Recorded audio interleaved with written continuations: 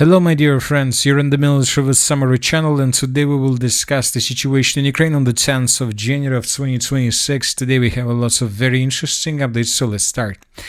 Currently, there are two regions in Ukraine that suffer huge problems with electricity supply, with water supply, with heat, and so on. We are talking about the Dnipro region, which is located in the southeastern part or the southern part of Ukraine, very close to the front line, and we are talking about the Kyiv region. So this territory and this region also has huge problems with energy supply. And the Russians are creating this situation not because they don't like, let's say, the city of Dnipro or the city of Kyiv, not obviously because of that. The thing is that there is a river of Dnipro. So there is a river of Dnipro. We have added this river as this, let's say, blue cloud. You can see this right in front of your screen. And the thing is that there are not so many places where Ukraine can cross this river of Dnipro, and the most important, where Ukrainians can cross this river for the military purposes, let's say to bring additional weapons, arms, missiles, drones, forces, let's say from the central parts of Ukraine in the direction of the line of combat contact to the front line. And basically there are two biggest hubs for this purpose. The first one is the city of Dnipro. So as you can see, there are lots of railways that go exactly through this area, and we have the city of Kyiv. Here we can see the same picture, the biggest number of railways that go from the western part of Ukraine in the direction of the eastern part of Ukraine, where the main clashes are taking place. And this is the only reason why the Russians are so concentrated over these two regions, basically, and we believe that Russians will try to create the situation when these two regions will not get out of this current blackout situation. So let's discuss what the local sources are saying about the situation, about this blackout. Kyiv is experiencing serious power outages due to new massive strikes by the Russian armed forces. Furthermore, we have a report that emergency power outages continue in Kyiv following a massive attack. Several districts have been without power for nearly 40 hours since yesterday's attack, according to local media.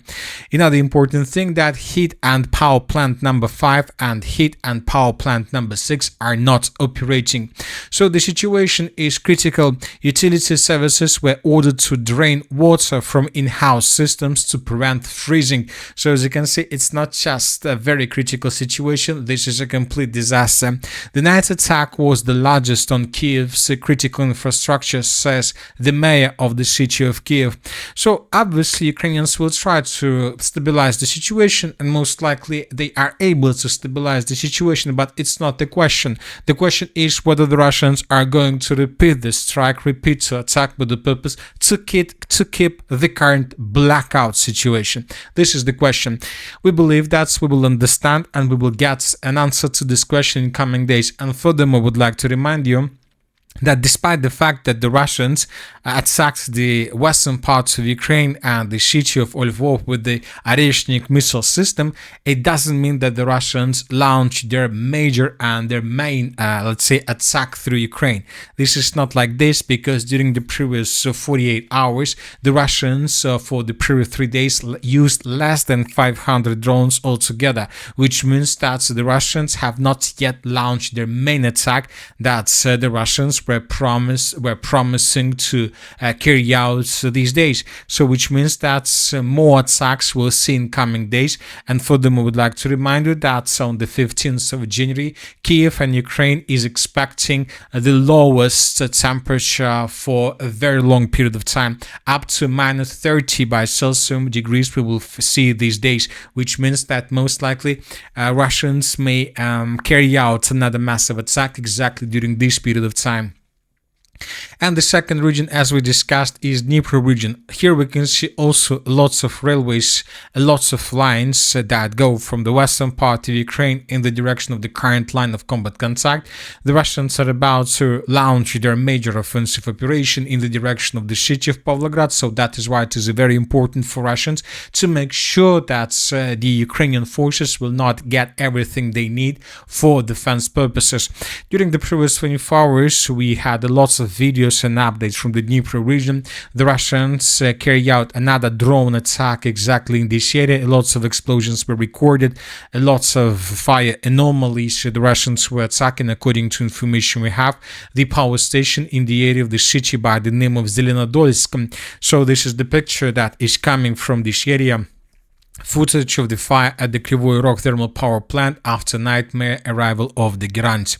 The sources reported that during the previous night, the Russians used more than 100 drones, more precisely 122 drones, in the area of Dnipro region with the purpose to deal significant damage to the infrastructural objects of this territory. We received lots of videos. So there is a blackout in the city of Dnipro, there is a blackout in the city of Kiev, and it seems that the situation will not be resolved within the next days. The situation, the Russians will try to keep this situation for as long as possible. Now let's discuss the situation on the ground, and first let's talk about the Zaporizhzhia region.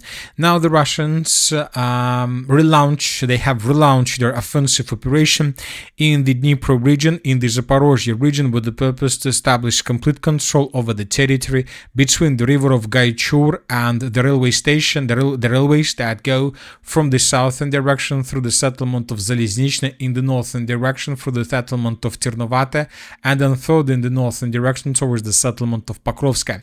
So it seems that the river of Gaichur is far behind the Russia's backs, which means that the Russians are tasked to improve their positions on the Ukrainian side of the river. For these purposes, the Russians are tasked to take under complete control the gap between the railways and the river itself. And according to the current map, we can see that the Russians have completed this task for at least 50%. During the previous 24 hours, the main changes were recorded to the west and the northwest of the city of Guliai-Polye. So these are the changes between the 8th of January and the 10th of January. The Russians, according to the Minister of Defense of the Russian Federation, according to the group of forces East, yesterday managed to improve their positions around the settlement by the name of Zelona. Based on the video and based on the report that was published by the Minister of Defense, we adjusted this part. And today we received another report that was published by a pro-Russian source. According to this map, the Russians during the previous 24 hours managed to improve their positions significantly between the river of Gaichur, the city of Guliai-Polye, and the railways that go through the city of Zaliznichne. So these are the changes. As of the 10th of January, the Minister of Defense of the Russian Federation haven't confirmed that the Russians managed to capture the settlement of Svetopetrivka, but the sources are saying that the village hasn't been captured yet. The sources are saying that the Russians managed to encircle the contingent of the armed forces of Ukraine on the territory of the settlement, and the Russians are about to begin declaring operation. So most likely, and according to this report, in coming days, the settlement will also become a part of the territory behind the Russia's back, and the Russians will continue offensive operation further towards the settlement of Zaliznichne itself. So the Russians continue their Zaporizhzhia offensive operation. Currently, the main battle are taking place. We're talking about the territory between the settlements of Priluki, Guliai-Polye, and the railways. If Russians can take this territory under complete control, this is going to be a bridge of the Zaporizhzhia defense, of the main Zaporizhzhia defense line. And from these positions, the Russians are going to answer the Zaporizhzhia operational space, and they will continue advancing further in the direction of the city itself, and of course in the direction of the city of Orekhov. Now let's move further and let's talk about the Dnipropetrovsk direction. It seems that the situation for the settlement of Novopavlovka has been already resolved. It's just a matter of time when the Russians finish the battle for the territory. During the previous days, a very big dynamic was recorded exactly in this area. So this is the situation by the end of the 4th of January of 2026, and it seems that this is exactly the moment when the Russians launched their major offensive operation with the purpose to establish complete control over the territory and then to move further deep inside of the Dnipro region. So let's take a look at how exactly the map been changed during this period of time. So this is the end of the 5th, this is the 6th, this is the 7th, this is the 8th, and this is the 10th of January of 2026. The Russians control up to 30% of the settlement. There is a 40% gray zone and probably another 30% 100% under control of the armed forces of Ukraine. But the thing is that the Russians continue advancing. Now the Russians are tasked to shorten the lines and to maintain the line of combat contact between the settlements of Novopodgorodnya, Novopavlovka and Ivanovka. So this red line is the task is something that the Russians are tasked, and as soon as the Russians maintain this line, then Russians most likely will continue offensive operation. They will have something like a tactical, let's say, task to establish complete control over this territory. This is going to be a very important task from the other side, and because this territory opens the Pavlograd operational space, and from these positions, Russians most likely will continue offensive operation further in the direction of the city of Pavlograd. Another important thing that I would like to point to attention is that Russians, as a result of the military campaign of 2025, managed to establish complete control over the railways that go, for example, from the settlement of Udachna further in the direction of the city of Pokrovsk, then in the direction of the city of Selidovo, then in the direction of Gornyak, Kurakhov, and the city of Donetsk. Also, the same line goes from the city of Pokrovsk to Novogrodovka, then to Cheritovata, then to Avdiivka, and then to the city of Donetsk itself. As of now, we haven't received any report that can confirm that the Russians right now are tasked to repair these railways and to restore the railway service in this area. But obviously, with time, and if Russians are able to force the Ukrainians to fall back from this area and to create a gap, this secure gap between these railways and the Ukraine's artillery positions, obviously Russians will restore this railway service, and this can change the entire offensive operation and the entire probably picture along the line of combat contact. So Russians currently control a very important logistic line. Currently this line is not malfunctioning, but most likely Russians will restore it within the next 6 or 9 months. Now let's move further. During the previous 12 hours, additional changes on the ground were recorded to the north of the city of Udachna. So this information was provided today by pro-Russian sources. According to this report, the Russians during the previous 24 hours managed to improve their positions and to shorten the distance to the settlement of Sergeyevka, which is a very important settlement when talking about the Dnipropetrovsk direction. With control over this settlement, the Russians will be able to get as close as possible to the last defense layer of the entire Dnipro direction, and then even to enter the operational space as well. The most important updates during the previous 24 hours were received from the city of Konstantinovka. Here we have the biggest changes on the ground according to pro-Russian sources. This is the situation by the end of the 9th of January of 2026, and this is already the end of the 10th of January. According to these reports, the Russians during the previous 24 hours managed to improve their position significantly. The Russians answered the city of Konstantinovka from the west. The Russians answered or about to answer the city of Konstantinovka from the southwest. The Russians managed to improve their positions in the central part of the city around the railway station, and the Russians managed to answer the Konstantinovka agglomeration from the northeast, from the settlement through the settlement of Novodmitrievka. So Russians are attacking the city of Konstantinovka from 4 directions, and it seems that the major battle for the settlement has begun. The Russians are tasked not just to answer and to break through Ukrainian defense. The Russians are tasked to get as close as possible to the most important and most powerful supply lines that Ukraine still uses for the logistic purposes.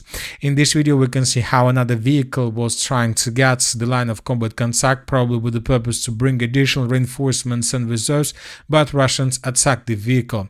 Another important thing and detail that I would like to point to attention, as you can see, most of the protection nets that were installed or established by Ukrainians during the summer or autumn period of time were completely destroyed as a result of clashes. So currently the logistic of the city of Konstantinovka is completely unprotected, which means because the protection nets were completely destroyed, And now the Russians have no problems to use drones, fiber optic drones, to attack the Ukraine's logistic in this area.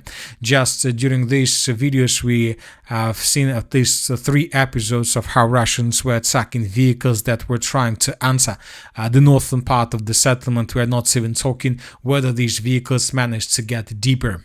The Russians continue attacking the city, and now the city of Konstantinovka most likely is the major battle of the winter campaign of early winter campaign of the winter of 2026. Russians most likely will try to take the city of Konstantinovka before spring comes. As for the Slaviansk direction, the most important updates from this area are coming from the northern part of the Donetsk region. The Russians during the previous 24 hours, not just during the previous 24 hours, but during the previous days managed to improve their positions significantly. According to information we have, the armed forces of the Russian Federation improved their positions around the settlement of Yarova. And telling the truth, we have lots of proofs that most likely the settlement of Yarova is under complete control of the armed forces of the Russian Federation. As of now, the Russians most likely are trying to secure the area by moving from the west and from the east. We have lots of updates, and most likely tomorrow we will adjust the map significantly in this area. We will color the forest and we will color some parts of the settlement of Yarova itself, because this evening we received lots of geolocations from the settlement. Most of them were geolocated. We will adjust the map before the next video. So the village of Yarova, it seems that fell in Russia's hands. As of the end of the 10th of January, the Minister of Defense of the Russian Federation still haven't confirmed this information, but we believe that it's just a matter of time. Furthermore, we discussed yesterday that Russians answered the settlement of Stepnogorsk. It seems that we are facing something like a local collapse of the front line. It seems that the front line of the northern part of the Donetsk region collapsed. We're not talking about a global collapse of the front line, we're just talking about the local one, but this local collapse can lead to unpredictable consequences. Furthermore, we had a video where Russians were entering the village of Alexandergrad as well. So now the Russians most likely will try to develop their positions in this Svetogorsk forest, and you know that if Ukrainians are not able to stabilize the situation to stop the Russians, then I don't see any barriers that can stop the Russians to advance further in the northwestern direction to attack the city of Izium from the southeastern direction. So everything is possible, and the Russians may try to do this because the city of Izium, this is the highest point in this area due to a rock, due to this Gora Kamenets, which is located in this area, the highest elevation. If Russians take the city of Izium under control, this will lead to huge problems. First of all, Russians will be able to establish complete control over the logistic, and you know that the Russians control the city of Izium in 2022, but the war and the warfare has been changed significantly since the beginning of 2022, and now Russians with FPV drone technologies and with drone technologies will be able to create a completely different situation in this area if they control the city. So let's wait and see, but it seems that this forest and this territory has the biggest priority for the Russians than the city of Liman itself. The Russians are not in a hurry, they continue attacking and FPV droning the logistic of the armed forces of Ukraine. It seems that everything completely fits the Russian requirements regarding the situation. They say that Ukrainians are sending more and more vehicles, troops and reinforcements in the direction of the city of Liman. The Russians control the river of Seversky Donetsk and they destroy everything that enters the state, which most likely is the main reason why the Russians are not advancing, because everything is okay from their position. Furthermore, don't forget that during the previous days we received a lot of reports that first sabotage and reconnaissance groups of the armed forces of the Russian Federation were recorded around the settlement of Lazova and Vovchi Yar. So it seems that once again we are facing a local collapse of defense of the armed forces of Ukraine in the Izium direction or the northern Donetsk direction itself. As for the Kupiansk direction, during the previous 24 hours, we haven't received almost anything from this area. The same story about the Volchansk direction and about the Sumy direction. We believe that in coming days we will get more updates, but as of now, this is the picture in this direction. And that's it for today. Military with Summary channel reminds we condemn any violence in the world. Thank you for watching. Subscribe to my channel, put your likes, join my Patreon, and have a good day. Bye bye.